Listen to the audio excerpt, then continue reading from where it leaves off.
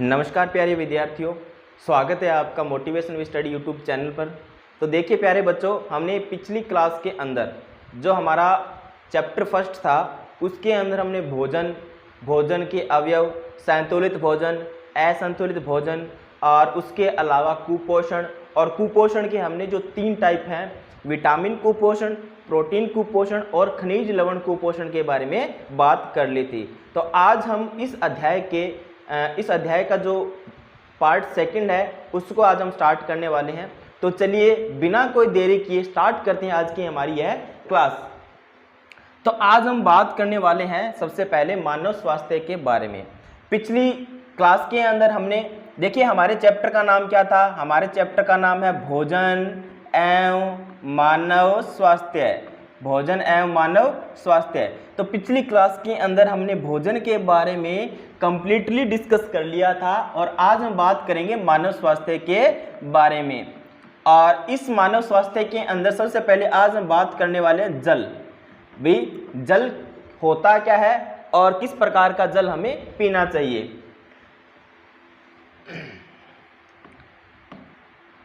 तो देखिए dear students, अगर हम बात करें तो जल जो है एक प्रकार का रासायनिक पदार्थ है और जिसका सूत्र क्या होता है, जल का सूत्र होता है H2O। जल का सूत्र क्या होता है H2O।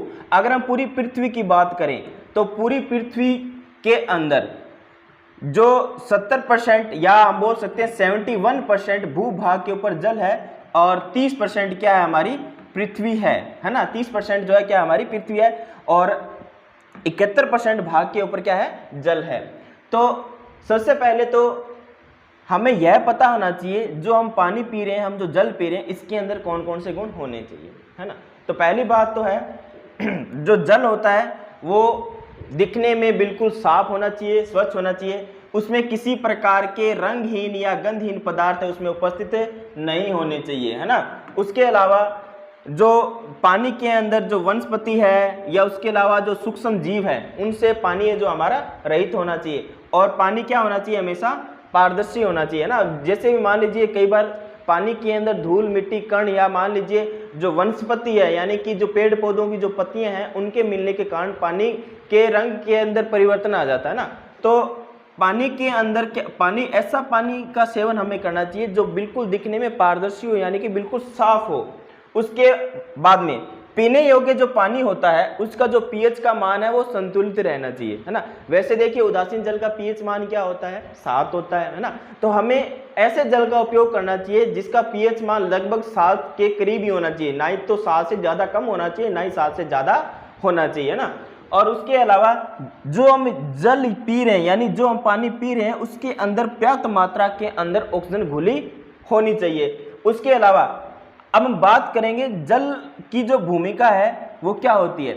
तो हमारे शरीर के अंदर जितने भी मेटाबॉलिज्म यानी कि उपापचय जितनी भी क्रियाएं होती है वो सारी की सारी जल के माध्यम से ही होती है। और उसके अलावा जल के द्वारा ही शरीर में विभिन्न प्रकार के जितने पदार्थ होते हैं उनका परिवहन होता है। यानी कि हमारे शरीर के अंदर जितने मान लीजिए इंग्रेडिएंट पाए जाते हैं, पोषक पदार्थ पाए जाते हैं, है ना। और उसके अलावा मान लीजिए जो भी विटामिन हैं जो हमारे शरीर के लिए लाभदायक होता है उनका जो परिवहन होता है वो शरीर के एक भाग से दूसरे भाग तक जल के द्वारा ही होता है। और उसके अलावा जो जितने भी मान लीजिए अपशिष्ट पदार्थ होते हैं उनका उत्सर्जन भी जल के द्वारा होता है। और उसके अलावा ऊष्मा का उत्सर्जन, देखिए कई बार ज़्यादा गर्मी होती है तो गर्मी होने के बाद में हमें क्या आता है, अत्यधिक मात्रा में पसीना आता है और हल्की हवा चलने के साथ में हमारा शरीर क्या हो जाता है, ठंडा हो जाता है। यानी कि जल का काम होता है हमारे शरीर से ऊष्मा को निकालना, है ना, ऊष्मा का उत्सर्जन करना। और उसके अलावा शरीर के अंदर जो प्रतिरोधक क्षमता होती है वो भी जल के कारण ही होती है। यानी कि जल जब हम अच्छा पानी पिएंगे, अधिक मात्रा में जितना हमें पानी चाहिए शरीर को उतना अगर हम जल का सेवन कर रहे हैं तो उससे हमारे जो शरीर की जो प्रतिरोधक क्षमता होती है उसके अंदर भी काफ़ी ज़्यादा सुधार होता है। और हमें एक दिन के अंदर लगभग 8 से 10 गिलास जो पानी है उसका सेवन करना चाहिए, है ना। कितना पानी पीना चाहिए हमें एक दिन के अंदर, डॉक्टरी सलाह के अनुसार हमें एक दिन के अंदर 8 से 10 गिलास पानी पीना चाहिए। और आपने ये बात तो सुनी हुई होगी भाई, इस पृथ्वी के ऊपर चाहे पादप है, चाहे जीव जंतु है, चाहे मान लीजिए कोई भी ऐसा कोई सजीव है ना, जो लिविंग है, उसको जीने के लिए पानी है, जो उसके शरीर का एक मतलब एक अभिन्न अंग होता है, बहुत ही जरूरी भाग होता है शरीर का ना। और ये कहना अतिशयोक्ति नहीं है भी जल जो क्या है वो ये जीवन है, या जल ही जीवन का आधार होता है। बिना जल के इस पृथ्वी के अंदर जो है जीना संभव नहीं है। क्यों? क्योंकि देखिए अगर हम पानी नहीं पिएंगे तो पानी नहीं पीने के बाद में हमारे शरीर की जितनी भी क्रियाएं होती है वो सारी की सारी अवरुद्ध हो जाएगी ना, रुक जाएंगी। तो रुकने के कारण क्या हो जाएगा, जो शरीर की जो क्रियाएं हैं उनका संचालन नहीं हो पाएगा और धीरे धीरे वो व्यक्ति क्या हो जाएगा, मृत हो जाएगा, है ना। अब देखिए जल जो है वो एकमात्र ऐसा पदार्थ है इस प्रकृति के, इस पृथ्वी के ऊपर पाया जाने वाला, जो कि तीनों अवस्थाओं में पाया जाता है। यानी कि जो जल होता है वो ठोस अवस्था के अंदर भी पाया जाता है, ठोस यानी कि बर्फ के रूप में पाया जाता है, और द्रव यानी कि जल के रूप में, और गैस यानी जल वाष्प के रूप में पाया जाता है। यानी कि जल ही एकमात्र ऐसा पदार्थ है जो पृथ्वी के अंदर तीनों अवस्थाओं में पाया जाता है, ठोस, द्रव और गैस। नेक्स्ट है अपना दूषित जल पीने के दुष्प्रभाव। यानी कि मान लीजिए हम पानी पी रहे हैं, वो स्वच्छ पानी नहीं है, साफ पानी नहीं है, और अगर हम दूषित जल का सेवन कर रहे हैं तो उसके कारण हमें कई विषाणु जनित रोग हो सकते हैं, जीवाणु जनित रोग हो सकते हैं, प्रोटोजोआ से जनित रोग हो सकते हैं, कृमि जनित या कृमि से जनित रोग हो सकते हैं। अगर हम बात करें विषाणु जनित रोग, यानी अगर हम दूषित जल पिएंगे तो उसमें कई प्रकार के विषाणु घुले होंगे, तो उनके कारण हमें पीलिया या हेपेटाइटिस, है ना, या पोलियो, इनसे ये जो रोग है वो हमें होने की ज़्यादा संभावना रहती है। उसके अलावा हम पानी जो पी रहे हैं उसमें यदि अधिक मात्रा के अंदर जीवाणु है ना, तो कौन कौन से रोग होने की संभावना रहती है, हैजा हो सकता है, टाइफाइड हो सकता है, या अंतरशोध हो सकता है। उसके अलावा हम बात करें प्रोटोजोआ, यानी कि जब हम पानी पी रहे हैं उस पानी के अंदर प्रोटोजोआ है, तो उसकी वजह से अमीबिया पेचिस नामक रोग हो सकता है। और अगर हम जो पानी पी रहे हैं उसमें अगर कृमि है तो उसकी वजह से बाला, या हम दूसरा इसका नाम होता है नारू रोग, ये रोग हो सकता है ना। अब हम बात करते हैं बाला या नारू रोग की। यह एक राजस्थान की बहुत बड़ी एक गंभीर समस्या थी, लगभग सन 2000 के करीब, है ना। तो देखिए ये जो नारू बाला रोग है ये पानी के अंदर पाया जाने वाला एक कृमि है, और यह जो कृमि है इसका जो नाम है ड्रैगनकुलस मैंडिनेसिस है। इस कृमि का नाम क्या है ये आपको ध्यान में रखना है भी। नारू या बाला रोग है, या नारू वाला जो रोग है इसका रोग जनक कौन है, तो आपको याद में रखना है ड्रैगनकुलस मैंडिनेसिस। देखिए इसके जो लार्वा होते हैं वो जो जल होता है उसके अंदर, मतलब ये जो गोल कृमि हो जो होता है ड्रैगनकुलस मैंडिनेसिस, इसके जो लार्वा होते हैं ये जो मान लीजिए पानी है उस पानी के अंदर रहते हैं, और यह जब हम इस पानी का सेवन करेंगे, जब हम इस पानी को पिएंगे तो पीने के साथ में ही वो जो कृमि है वो हमारे शरीर के अंदर प्रवेश कर जाएगा, और उसकी वजह से नारू वाला रोग हो सकता है। अब देखिए अब ये रोग हमें न हो, या इसमें जो कृमि है वो नष्ट हो जाए, उसके लिए हमें पानी को शुद्ध करके या उबाल करके या पूरा ठंडा करके इसका सेवन करना चाहिए, है ना। उसके अलावा जितने प्रकार के जल स्रोत होते हैं उनके आसपास जो प्रदूषणकारी पदार्थ होते हैं या जो प्रदूषण फैलाने वाले जितने कारक होते हैं उनको धीरे धीरे क्या कर देना चाहिए, पूरी तरह से नष्ट कर देना चाहिए। यानी कि ये जो रोग है ये स्वच्छ जल नहीं पीने के कारण होता है। नेक्स्ट बात करते हैं अपने मोटापे की, या जिसको अपने क्या बोल सकते हैं, ओबेसिटी। अब देखिए सबसे पहले तो हमें यह समझना होगा मोटापा होता क्या। देखिए भाई हम लगातार फास्ट फूड खा रहे हैं, यानी कि वसा युक्त या चर्बी युक्त भोजन खा रहे हैं। देखिए हमारे शरीर को जितनी मात्रा में ऊर्जा चाहिए, यदि हम उससे अधिक ऊर्जा अपने शरीर में ले रहे हैं तो वो जो ऊर्जा होती है वो हमारे शरीर के अंदर वसा के रूप में या फैट के रूप में एकत्रित हो जाती है। यानी कि शरीर के अंदर वह स्थिति जिसके अंदर अत्यधिक जो चर्बी होती है वो शरीर में जमा हो जाती है, इसी स्थिति को अपन क्या बोलते हैं, मोटापा या ओबेसिटी कहते हैं, है ना। अब देखिए भी मोटापे को मापने की एक इकाई होती है, जिसका वो इकाई कौन सी होती है, बीएमआई। यानी कि बीएमआई का पूरा नाम होता है बॉडी मास इंडेक्स। बीएमआई का पूरा नाम क्या होता है, बॉडी मास इंडेक्स, यानी कि शरीर भार सूचकांक। मोटापे का जो मापन होता है वो बीएमआई के अंदर किया जाता है। अब ये बीएमआई होता क्या है, ये बीएमआई जो होता है ये मानव के भार और लंबाई का ये अनुपात होता है। आपसे अगर पूछ ले भी बीएमआई क्या होता है तो आपको याद रखना है भी मानव भार व लंबाई का अनुपात ही क्या कहलाता है, BMI कहलाता है। यदि किसी व्यक्ति की जो लंबाई है वो 1 मीटर स्क्वायर है, कितनी है 1 मीटर स्क्वायर है, और 1 मीटर स्क्वायर के अंदर उसका वजन है जो 25 किलो है, तो वो जो व्यक्ति होता है वो सामान्य स्थिति में होता है, जिसको अपन बोल सकते हैं पूर्व स्थिति है, यानी कि वो मोटापे से ग्रसित नहीं है। लेकिन यदि कोई व्यक्ति है उसका शरीर की जो लंबाई है वो कितनी है 1 मीटर स्क्वायर है, लेकिन उसका जो भार है 1 मीटर स्क्वायर के अंदर कितना है बच्चों 30 kg है, तो उस व्यक्ति को क्या माना जाता है, मोटापे से ग्रसित माना जाता है ना। अब देखिए कोई व्यक्ति अगर मोटा हो जाता है या मान लीजिए शरीर में अत्यधिक चर्बी जमा हो जाती है, तो उसके कारण विभिन्न प्रकार के रोग भी है वो भी पनप जाते हैं। हम बात करते हैं अभी मोटापे से होने वाले कौन कौन से रोग होते हैं। पहले देखिए मोटापे के कारण हृदय रोग होने की ज़्यादा संभावना रहती है, सबसे ज़्यादा जो संभावना रहती है वो हृदय रोग होने की ज़्यादा संभावना रहती है। और दूसरा निद्राकालीन समस्या, यानी कि आपने देखा होगा यदि कोई व्यक्ति है वो ज़्यादा ही मोटा है तो उसको नींद लेने में या मान लीजिए रात में उसको शरीर के अंदर ऑक्सीजन की प्रॉपर सप्लाई नहीं होने की वजह से उसको अच्छी नींद नहीं आएगी, है ना। और उसके अलावा उसको खराटे लेने की भी ज़्यादा समस्या होगी। और उसके अलावा मधुमेह, जिसको अपन क्या बोलते हैं शुगर भी बोल सकते हो आप, है ना, ये रोग होने की भी ज़्यादा संभावना रहती है। अब देखिए मोटापे से बचने के उपाय क्या क्या हो सकते हैं, है ना। भी हम ऐसा क्या करें जिसके द्वारा हम मोटापे से बचे रहें। तो हमें जितना भी हमने मान लीजिए कैलोरी ली है, हमने अपने शरीर में जितना भी भोजन लिया है उसमें जितने भी हमने कैलोरी ली है इसका दहन करना है, मतलब उस कैलोरी की हमें खपत करनी है।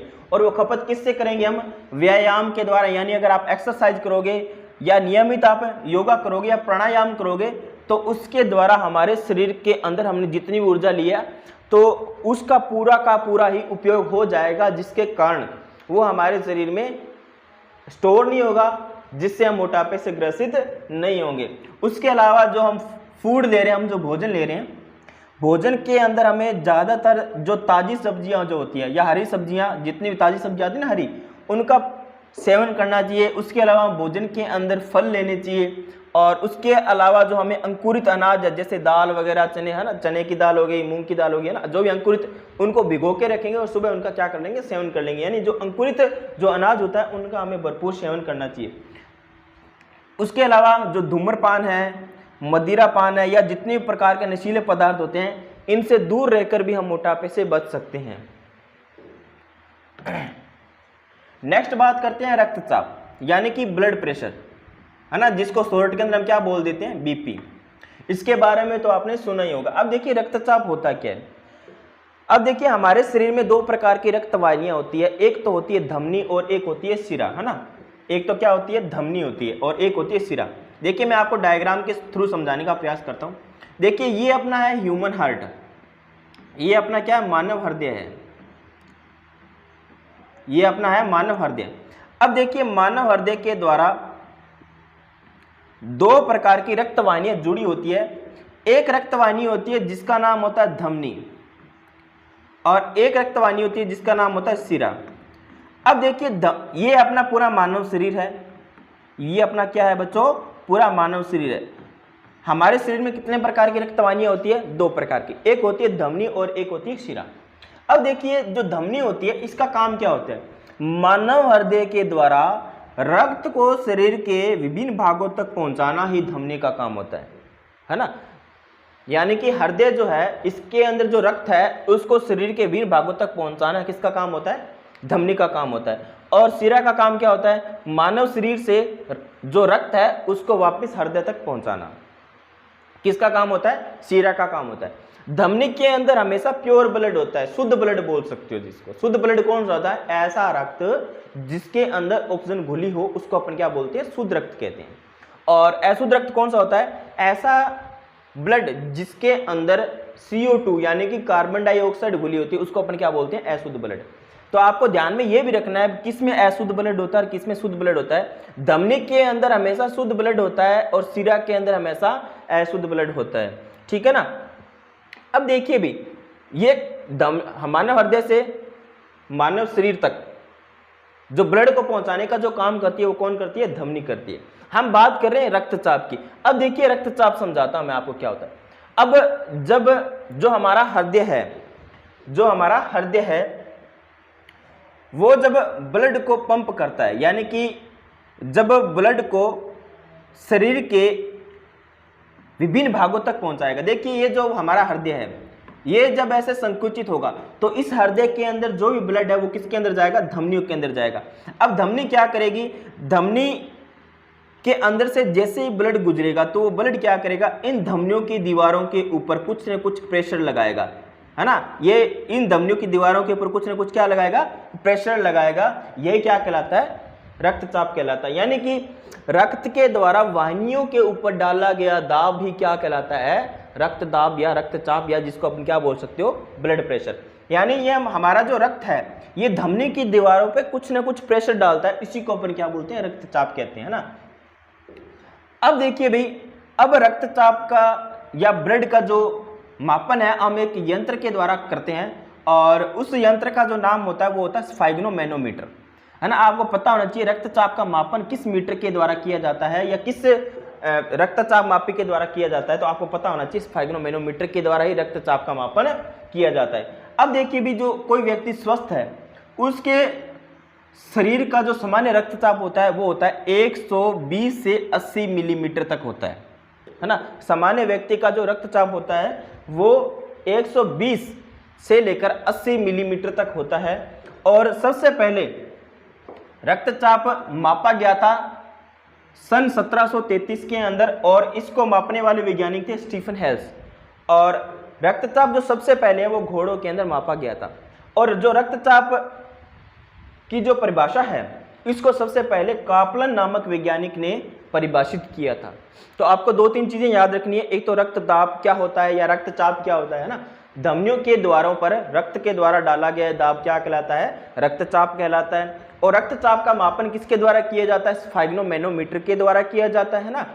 और उसके अलावा आपको याद रखना है भी, सबसे पहले रक्तचाप का जो मापन है किसके अंदर किया गया था, घोड़ों के अंदर किया गया था। कब, 1733 के अंदर। किस वैज्ञानिक के द्वारा, स्टीफन हेल्स नामक वैज्ञानिक के द्वारा किया गया था। और रक्तचाप को सबसे पहले परिभाषित किसने किया था, तो ये भी आपको थोड़ा सा ध्यान में रखना है। सन 1783 के अंदर कापलन नामक वैज्ञानिक ने रक्तचाप को सबसे पहले परिभाषित किया था। आई होप आपको इतनी बातें समझ में आ गई होगी। चलिए आप इसको थोड़ा सा, मैं साइड में हो जाता हूं, आप इसको थोड़ा सा नोट कर लीजिए।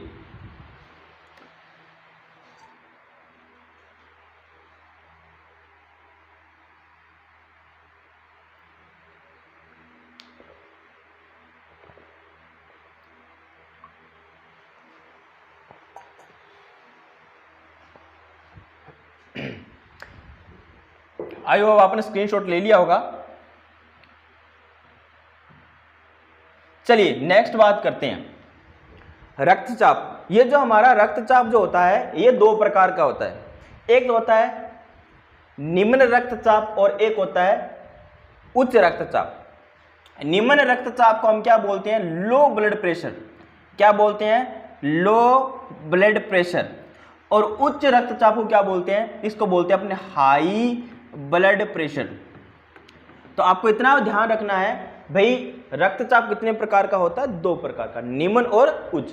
अब सबसे पहले हम बात करते हैं निम्न रक्तचाप की, मतलब लो ब्लड प्रेशर की। यानी कि वह स्थिति जिसमें धमनियों या नसों की अंदर जो रक्त का जो दाब होता है वो क्या हो जाता है, कम हो जाता है ना। रक्त का दाब क्या हो जाए, कम हो जाए, उसको अपन क्या बोलते हैं, निम्न रक्तचाप कहते हैं। अब अगर किसी व्यक्ति को लो ब्लड प्रेशर हो जाता है तो उसके कई दुष्प्रभाव उसके शरीर के ऊपर देखने को मिलते हैं।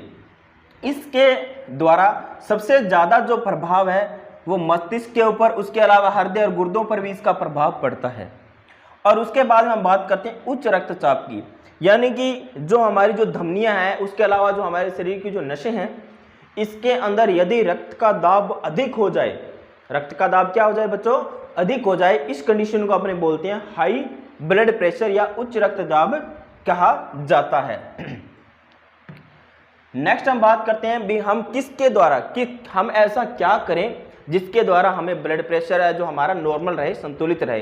तो उसके लिए हमें जितना भी, मान लीजिए जितना भी हमने खाना खाया है उसकी जो भी कैलोरी होती है उसका यूज करना हमें नियमित, योगा करने से नियमित हमें एक्सरसाइज करनी है। उसके अलावा हमें आहार के अंदर ताज़ी हरी सब्जियां, फल, अनाज, अंकुरित, इन सभी का सेवन करना चाहिए। उसके अलावा धूम्रपान, मदिरापान, इनसे जितना ज़्यादा हो सके उतना बचना चाहिए। उसके अलावा मार्केट के अंदर जितने भी जंक फूड आते हैं, फास्ट फूड आते हैं, इनका सेवन कम करना चाहिए। उसके अलावा जो वसा युक्त या चर्बी युक्त जो खाना होता है उनका सेवन हमें बहुत ही कम मात्रा के अंदर करना चाहिए, है ना।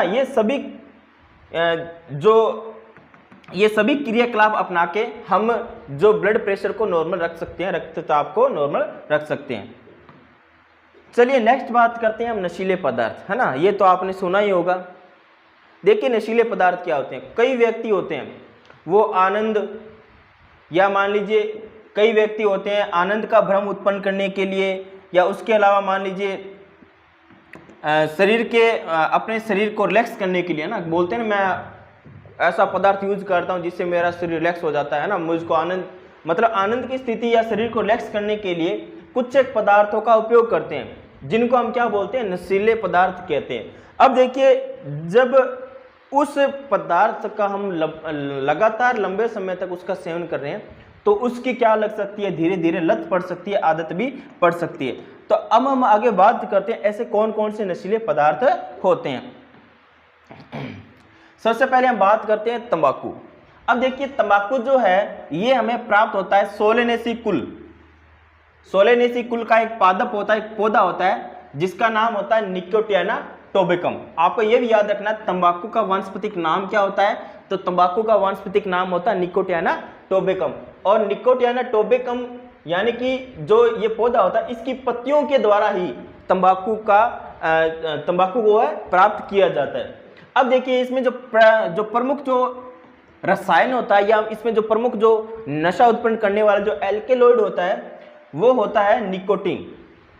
और इसका जो उपयोग है लोग सिगरेट के अंदर, बीड़ी के अंदर, चिलम, सिगार के अंदर, हुक्का, या सीधा ही पत्तियों को चबाकर या पत्तियों को सूंघना इत्यादि विभिन्न प्रकार के उत्पाद बना के तंबाकू का यूज करते हैं। अब देखिए भाई जब अधिक मात्रा के अंदर तंबाकू का उपयोग करते हैं तो उससे होने कई प्रकार की हानियां भी होती हैं। तंबाकू के अगर हम लगातार सेवन करते हैं तो उससे मुंह, जीभ, गले और फेफड़े या उसके अलावा भी कई प्रकार के कैंसर होने की संभावना बढ़ जाती है। उसके अलावा देखिए तंबाकू में जो उपस्थित निकोटीन होता है ना, तंबाकू में जो उपस्थित निकोटीन जो होता है ये धमनियों की दीवारों को मोटा कर देता है इस प्रकार से, है ना। अगर धमनियों की दीवारों को क्या कर देगा, वो मोटा कर देगा, तो मोटा करने के बाद में अपने शरीर को रक्त चाहिए, अपना हृदय क्या करेगा, उस ब्लड को जल्दी जल्दी पंप करना स्टार्ट कर देगा, है ना। तो उससे क्या हो जाएगा, हमारे जो हृदय की जो गति है वो बढ़ जाएगी। हृदय की गति बढ़ेगी तो यानी हमें क्या हो जाएगा, हाई बीपी, यानी कि जो ब्लड प्रेशर है वो हमारा क्या हो जाएगा, हाई हो जाएगा। यानी कि रक्तदाब है, हृदय की जो स्पंदन गति होती है, यानी कि जो फैलने और सिकुड़ने की जो गति होती है वो बढ़ जाती है। उसके अलावा कई गर्भवती महिलाएं भी होती है। गर्भवती महिलाएं अगर तंबाकू का सेवन करती है तो उनके शरीर में जो भी भ्रूण पल रहा होता है, उनके शरीर में जो भी बच्चा पल रहा होता है उसके विकास की गति क्या पड़ जाती है, मंद पड़ जाती है। तो गर्भवती महिलाओं को जो है तंबाकू से दूर ही रहना चाहिए। उसके अलावा सिगरेट के धुएं के अंदर एक बहुत ही विषैला पदार्थ होता है जिसका नाम होता है कार्बन मोनोऑक्साइड, है ना, जिसका नाम क्या होता है CO, जिसका फॉर्मूला होता है CO और इसका नाम क्या होता है कार्बन मोनोऑक्साइड। अब कार्बन मोनोऑक्साइड एक ऐसा विषैला पदार्थ होता है जो कि सिगरेट के धुएं में पाया जाता है। जब हम सिगरेट का सेवन करते हैं तो उस सिगरेट के धुएं के अंदर जो कार्बन मोनोऑक्साइड है वो रक्त के द्वारा हमारे शरीर के विभिन्न भागों तक पहुंच जाता है और उसके बाद में वो जैसे ही हमारे शरीर के अंदर, रक्त के अंदर पहुंच जाएगा, पहुंचने के बाद में वो धीरे धीरे हमारे शरीर की जो ब्लड कॉर्पोसेल्स है यानी कि RBC जो है, रेड ब्लड कॉर्पोसेल्स, उनको धीरे धीरे नष्ट करना प्रारंभ कर देगा।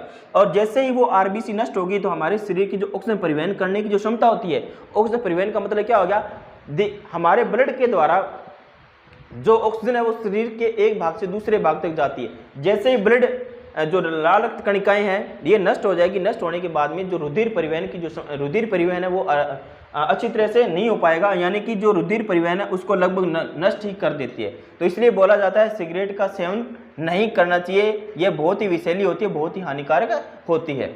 चलिए नेक्स्ट बात करते हैं। नेक्स्ट है मदिरा, है ना, मदिरा जिसको हम क्या बोल सकते हो, शराब भी बोल सकते हो, मदिरा या जिसको अपन क्या बोलते हैं, शराब भी कहते हैं।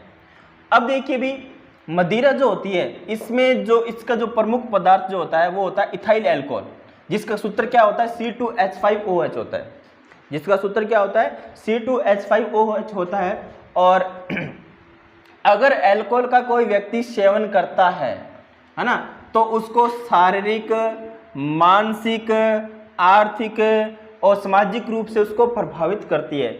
और देखिए अगर मान लीजिए कोई व्यक्ति है वो शराब का लंबे टाइम तक या लगातार अगर उसका सेवन करता है, तो उसकी वजह से जो लीवर होता है, इस लीवर के अंदर वसा जमना स्टार्ट हो जाती है।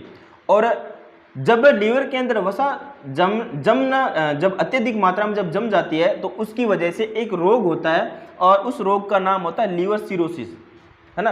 तो आपको ध्यान में रखना है भी अत्यधिक शराब पीने के कारण सबसे ज़्यादा एक तो अंग कौन सा प्रभावित होता है, तो सबसे ज़्यादा अंग जो प्रभावित होता है वो लीवर होता है। और इसकी वजह से ज़्यादा सेवन अगर हम करेंगे तो लीवर के अंदर वसा जम जाएगी और उसकी वजह से लीवर सिरोसिस नामक रोग हो जाएगा। और ये बहुत ही जानलेवा होता है ना, इसमें 100% जो है व्यक्ति की मृत्यु हो जाती है। उसके अलावा शरीर की जो सामंजस्य होता है या जो तंत्रिकीय जो पेशीय समन्वय है वो क्षमता बिल्कुल नष्ट हो जाती है। उसके बाद में मानसिक एकाग्रता होती है वो भी बिल्कुल खत्म हो जाती है। उसके अलावा विभिन्न प्रकार की दुर्घटनाएं होने की संभावना भी रहती है। तो इसलिए तो बोला जाता है भी जो शराब होती है उससे हमें ज़्यादा से ज़्यादा दूर रहना चाहिए। उसके अलावा जो स्मरण शक्ति होती है यानी कि जो याद रखने की जो पावर होती है वो भी बिल्कुल कम हो जाती है ना। देखिए आपने देखा होगा कई जो शराबी लोग होते हैं वो रात को शराब पी के आपस में लड़ाई झगड़ा करते हैं, सुबह उनको मालूम नहीं होता वो क्या कर रहे हैं। रीज़न क्या होता है, क्योंकि उनकी जो याद रखने की जो क्षमता होती है, कैपेसिटी होती है, वो बिल्कुल ही क्या हो जाती है, शराब पीने की वजह से नष्ट हो जाती है। चलिए नेक्स्ट बात करते हैं अल्कोहल के शारीरिक प्रभाव के बारे में।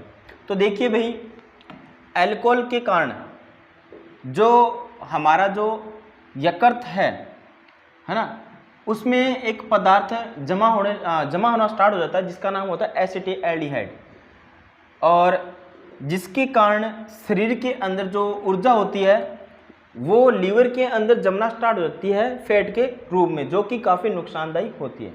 और इसके कारण जब शरीर के अंदर ज़्यादा वसा जमा हो जाती है तो उसकी वजह से वसीय यकृत रोग हो जाता है। और ज़्यादा अल्कोहल के सेवन से लीवर में लीवर सिरोसिस रोग होने की संभावना भी रहती है, जो कि जानलेवा हो सकती है।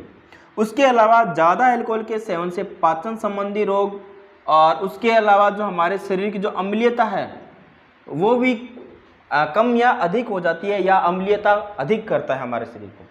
उसके अलावा अल्कोहल के ज़्यादा सेवन से शरीर की जो रोग प्रतिरोधक क्षमता होती है वो भी कम हो जाती है। चलिए नेक्स्ट बात करते हैं।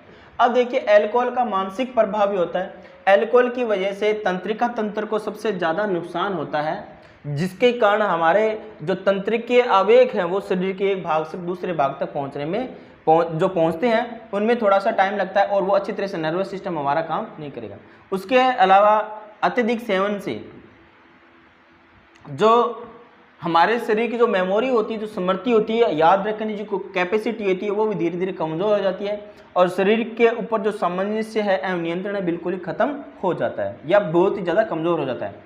और उसके अलावा प्रतिक्रिया जो देने की प्रतिक्रिया है वो उसका समय भी बढ़ जाता है और दुर्घटना की अधिक संभावना रहती है। और अल्कोहल के कारण गुस्सा, उसके अलावा चिंता इत्यादि जो है ज़्यादा बढ़ जाती है। इसलिए हम बोलते हैं कि अल्कोहल का ज़्यादा सेवन नहीं करना चाहिए। चलिए नेक्स्ट बात करते हैं अफीम की। तो देखिए बच्चों, अफीम जो है ये एक पौधे से प्राप्त होती है और उस पौधे का नाम है पेपेवर सोमनीफेरम। और पेपेवर सोमनीफेरम के जो कच्चे फल होते हैं, है ना, इस प्रकार के जो कच्चे फल होते हैं उनके ऊपर पहले चीरा लगाया जाता है और चीरा लगाने के बाद में इससे निकलता है दूध, और उस दूध को सुखाकर अफीम को तैयार किया जाता है। और अफीम के अंदर जो प्रमुख जो एल्केलॉइड पाए जाते हैं वो पाए जाते हैं मार्फिन, है ना, कोडीन, पेथेडीन, थीवेन, है ना, इनका ये जो इसमें प्रमुख पाए जाने वाले एल्केलॉइड है। और इसका शरीर के ऊपर अगर प्रभाव की बात करें तो ये दर्द निवारक होते हैं, अवसाधक होते हैं और इसकी ज़्यादा सेवन से इसकी लत भी लग सकती है। उसके अलावा हम बात करें अन्य नशीले पदार्थों की, तो जैसे कोकीन है, भांग है, चरस है, गांजा है, हशीश है, LSD है ना, ये इत्यादि पदार्थ होते हैं जिनका यूज जो है नशे के रूप में किया जाता है और इनके सेवन से शारीरिक और मानसिक दोनों प्रकार का जो नुकसान है वो शरीर को होता है। नेक्स्ट बात करते हैं दवाओं का उपयोग। देखिए कुछ एक दवाएं जो होती हैं जो डॉक्टर की पर्ची पे मिलती है, जैसे मार्फिन है, पैथेडिन है इत्यादि, तो इनका जो उपयोग है वो मानसिक तनाव या मानसिक जो रोगी होते हैं उनको उनके इलाज के लिए इसका सेवन किया जाता है। लेकिन कई लोग जो होते हैं, कुछ गैर परंपरागत चीज़ें भी होती है, जैसे जूता चिपकाने वाली जो ट्यूब होती है, नेल पॉलिश होती है ना, उसके अलावा गैसोलीन होती है, थिनर होती है, इसका उपयोग भी नशे के रूप में करते हैं। और कई लोग तो सॉल्वेंट का प्रयोग भी करते हैं। अब देखिए इसका जो प्रभाव है वो लीवर और किडनी पर सबसे ज़्यादा पड़ता है, यानी कि यकृत और वृक्क पर सबसे ज़्यादा पड़ता है और इससे पाचन तंत्र भी प्रभावित होता है। और उसके अलावा मानसिक क्षति है ना, कोई भी अगर आप अपने कोई भी किसी प्रकार के कोई भी नशीले पदार्थ का सेवन करेंगे तो मानसिक क्षति सबसे ज़्यादा होती है। चलिए कुछ एक अब हम बात करते हैं खाद्य पदार्थों में मिलावट। अब देखिए कुछ लोग होते हैं जो अपने थोड़े से फायदे के लिए या अपना जो भी उत्पाद है उसको अच्छा दिखाने के लिए उसमें मिलावट करते हैं, है ना, जिसके कारण क्या होती है, जो पदार्थ होते हैं उनकी जो गुणवत्ता होती है वो खत्म हो जाती है और कुछ एक पदार्थ जो उसमें मिलाए जाते हैं वो स्वास्थ्य के लिए भी हानिकारक होते हैं, है ना। अब हम कुछ एक पदार्थों की बात करते हैं जो कि खाद्य पदार्थों में मिलाए जाते हैं। जैसे हम सबसे पहले बात करें कोल्ड ड्रिंक की, तो कोल्ड ड्रिंक जो है, कोल्ड ड्रिंक के अंदर फास्फोरिक अम्ल मिलाया जाता है जो कि दांतों को गला देता है और उसके अलावा इसमें एथिलीन ग्लाइकोल भी मिलाया जाता है जो कि पानी को ही नहीं जमने देता। ये देखो कितना नुकसानदेह हो सकता है। उसके अलावा कोल्ड ड्रिंक के अंदर शीशा भी मिलाया जाता है जो कि गुर्दे और मस्तिष्क और लीवर के लिए बहुत ज़्यादा खतरनाक होता है। उसके अलावा हम बात करें दूध में, तो देखिए भी दूध में भी मिलावट होती है।